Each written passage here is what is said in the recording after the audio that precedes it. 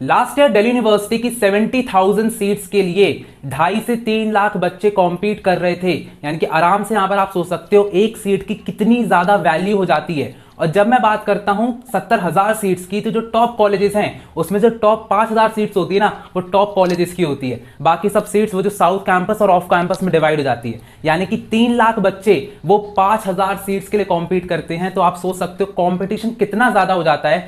हम सब लोगों ने इतनी मेहनत से सीयूटी का एग्जाम दिया, मिसमैनेजमेंट हुआ, तब भी अपना जो पेशेंस है वो बनाए रखा। अकाउंट्स, बिजनेस, इको, डोमेन, जो भी डोमेन आपका हो, जो भी लैंग्वेज हो, जो भी जर्नल टेस्ट हो, भैया आपने बहुत मेहनत करी है, आपका सीयूटी का स्कोर आ गया है और कुछ ही दिन में रिजल्ट्स भी आ जाएंगे। लेकिन आपकी छोटी सी मिस्टेक के कारण यहां पर आपका एडमिशन कैंसिल हो सकता है। तो बहुत सारे बच्चों को लगता है भैया सीयूटी में कोई दिक्कत होती होगी। नहीं भैया, सीयूटी का स्कोर तो फिर भी चलता है, लेकिन मैक्सिमम बच्चे यहां पर जो है गलती करते हैं अपने सीएसएस पोर्टल के फेजेस में। फेज 1 में गलती कर दी, एप्लीकेशन फॉर्म में फिल करते टाइम गलती कर दी।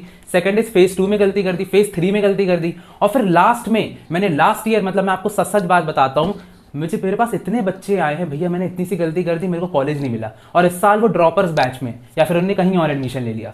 तो मैं यहां पर एक ही चीज बोलूंगा, इस वीडियो को एंड तक देखना, चैनल को सब्सक्राइब कर लेना ताकि तुमसे कोई भी मिस्टेक ना हो और मैं तुम्हें तुम्हारे ड्रीम कॉलेज तक पहुंचाने में पूरी मदद करने वाला हूं। तो सबसे पहले बात करते हैं फेज 1 एप्लीकेशन फॉर्म की, जिसमें आप सब लोग बहुत ज्यादा गलतियां कर रहे हो और रोज मेरे पास ढेरों मैसेजेस यहां पे आ रहे हैं। तो सबसे पहले अगर मैं आपके एप्लीकेंट के नेम की बात करूं, जो कि सबसे ज्यादा इंपॉर्टेंट होता है, उसमें भी आप गलती करते हो। इसमें गलती क्या होती है? मिडिल नेम में गलती होती है कि कहीं पर आपने कुमार लगा दिया है, कहीं पर किसी ने मिडिल नेम कुमार का यूज ही नहीं किया है, किसी की 10th मार्कशीट में यहाँ पर कुमार लिखा है, किसी के आधार कार्ड में कुमार ही नहीं लिखा है। तो ये जो कुमार, ये जो सरनेम है ना, ये जो मिडिल नेम है, ये पता नहीं, बहुत प्रॉब्लमैटिक क्रिएट करता है, बहुत प्रॉब्लम्स होती है। तो मैं आपसे एक ही चीज बोलूंगा, 10th और 12th आपकी जो मार्कशीट है उसके हिसाब से आपको यहाँ पर सीएसएस पोर्टल पे आपका नाम शो होना चाहिए, ठीक है। स्पेशली 12th क्लास की मैं बात करूंगा, क्योंकि इस बार डीयू का जो सीएसएस पोर्टल उसके बुलेटिन में लिखा है कि 12th क्लास के हिसाब से हम नाम देखेंगे। सो 12th की सर्टिफिकेट में और आपका जो सीएसएस पोर्टल, दोनों का नाम मैच होना चाहिए। अगर आधार कार्ड में डिफरेंट है तो जाके चेंज करा लो, 1 हफ्ते में आराम से चेंज हो जाता है, उसके पहले ही चेंज हो जाता है। तो मैं यही बोलूंगा, उससे मैच होना चाहिए। सेकंड सबसे इंपॉर्टेंट चीज होती है, that is your date of birth. Date of birth आपकी क्लास 10th और क्लास 12 दोनों से मैच की जाती है, तो भैया बिल्कुल सेम होना चाहिए। इस समय तो खासकर कोई भी आपकी दिक्कत नहीं होना चाहिए, वरना देखो यार वो ना शक पैदा करती कि ये ना कुछ दिक्कत कर रहा है। क्योंकि होता क्या है कि जब आपका टाई ब्रेक होता है ना, टाई ब्रेकिंग रूल्स होता है, आपका 720 नंबर आया, सामने वाले का भी 720 नंबर आया, तो होगा क्या कि आपका बेस्ट, यहां पर बेस्ट ऑफ 5 लिया जाएगा, बेस्ट ऑफ 4 लिया जाएगा, यानी कि क्लास 12 के मार्क्स ले जाएंगे। उसके बाद आपकी एज कंसिडर की जाती है, तो जो ओल्डर एज का होता है, एल्डर होता है, ज्यादा एज का होता है, उसको एडमिशन दे देते हैं। तो अगर आपकी डेट ऑफ बर्थ गलत होती है तो ऐसे तो भाई फर्जी तरीके से कोई भी एडमिशन ले लेगा, इसलिए डेट ऑफ बर्थ के मायने। थर्ड चीज जो मैं बताना चाहूंगा, दैट इज की your parents name.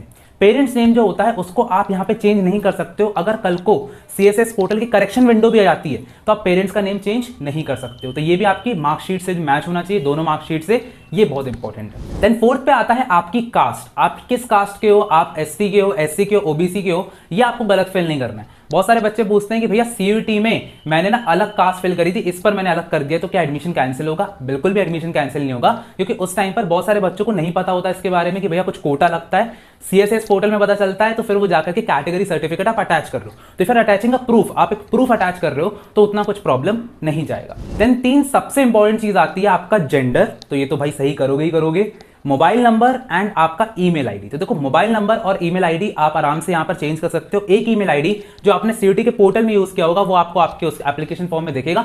Alternate email में आप एक और ईमेल यहां पर पुटअप कर सकते हो। इसके अलावा मोबाइल नंबर तो भैया ऐसा वाला रखना जिसका ओटीपी आता हो, जिसका बैलेंस हो, वरना बहुत प्रॉब्लम क्रिएट होती है। ये दोनों चीजें बहुत इंपॉर्टेंट है। इसके अलावा जो आखिरी चीजें आती है, that is your bank details. तो जब आपका एडमिशन कैंसिल हो जाएगा तो उसके बाद आपका जो फीस है वो रिफंड होगी, तो रिफंड किस में होगी? इसी बैंक अकाउंट में होगी। तो अगर आपने ये चीजें अभी तक नहीं सही करी हैं तो आपको भैया अभी कर लेना है बिल्कुल। अगर आपसे बहुत गलती हो गई है, क्योंकि ये चीजें आप चेंज नहीं हो सकती, एक बार फॉर्म फिल हो जाएगा तो आपको डीयू की जो हेल्पलाइन है, डीयू का जो ईमेल है, उस पर जाकर के उनको ईमेल करना है और बताना है कि भैया ये चीजें गलत हो गई है, हमारा ये चीज सही कर दो।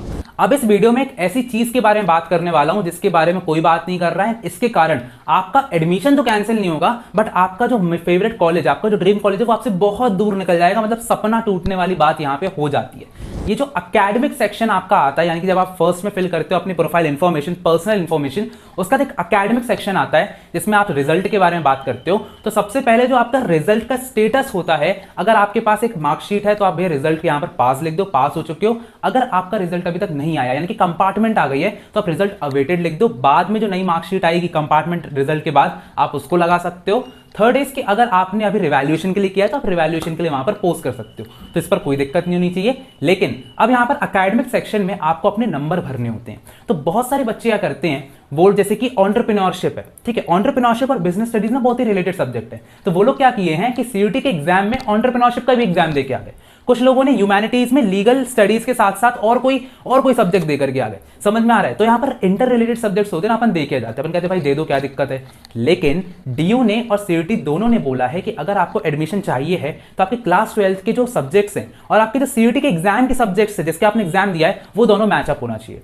तो आपको वही सब्जेक्ट्स फिल करने हैं एकेडमिक सेक्शन में जो कि आपके क्लास 12 में थे, क्योंकि जब टाई ब्रेकिंग होगा यानी कि आपके 720 नंबर सामने वाले के 720 नंबर, तो वहां पे क्लास 12 के मार्क्स देखे जाते हैं। तो इट्स वेरी वेरी इंपॉर्टेंट कि आप आराम से इस सेक्शन को अच्छे से फिल करो। अब क्योंकि सारे स्टूडेंट्स डिफरेंट बोर्ड से आते हैं, कोई राजस्थान बोर्ड से आता है, कोई यूपी बोर्ड से आता है, कोई सीबीएसई से आता है, अलग अलग बोर्ड होते हैं, तो होता क्या, मार्कशीट का जो आपका पैटर्न होता है ना वो अलग अलग होता है। किसी के में थ्योरी और प्रैक्टिकल के मार्क्स साथ में दिए रहते हैं, किसी के प्रैक्टिकल मार्क्स अलग से दिए रहते हैं, किसी के में प्रैक्टिकल मार्क्स ही नहीं दिए होते हैं। तो यहां पर अगर आपके प्रैक्टिकल के मार्क्स नहीं दिए हैं तो आपको फिर वहां पर 0 फिल कर देना है और सिर्फ थ्योरी के मार्क्स, आपकी जो थ्योरी के मार्क्स हैं उसको वहां पे पुटअप कर देना है। तो बिल्कुल भी ऐसी दिक्कत नहीं करना कि आपने प्रैक्टिकल में कुछ भी नंबर डाल दिए, ठीक है। तो आपको मार्कशीट के हिसाब से ही यहां पर फिल करना है। ये डीयू ने खुद ही अपने सीएसएस पोर्टल के जो बुलेटिन है उस पर बोला है। अभी कोई भी लास्ट डेट नहीं आई है सीएसएस पोर्टल की, कोई भी लास्ट डेट नहीं है। जब तक सेकंड आपका रिजल्ट नहीं आता, सेकंड प्रेफरेंस आपका सेकंड फेज यहां पर चालू नहीं होता है, तब तक यहां पर फेज 1 बंद नहीं होगा। इवन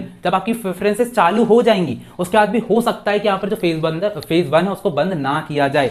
तो एक बहुत इंपॉर्टेंट बात है कि भाई गलतियां करने से बचो। जितना कम गलती करोगे या फिर गलती नहीं करोगे उतना ज्यादा आपके चांसेस बढ़ जाते हैं सिलेक्ट होने के। तो यहां पर वीडियो पसंद आई हो तो लाइक करो, सब्सक्राइब करो, कमेंट करो, ज्यादा से ज्यादा शेयर करो ताकि सबकी हेल्प होती रहे। मिलता है अगली वीडियो में, तब तक के लिए ऑल द बेस्ट।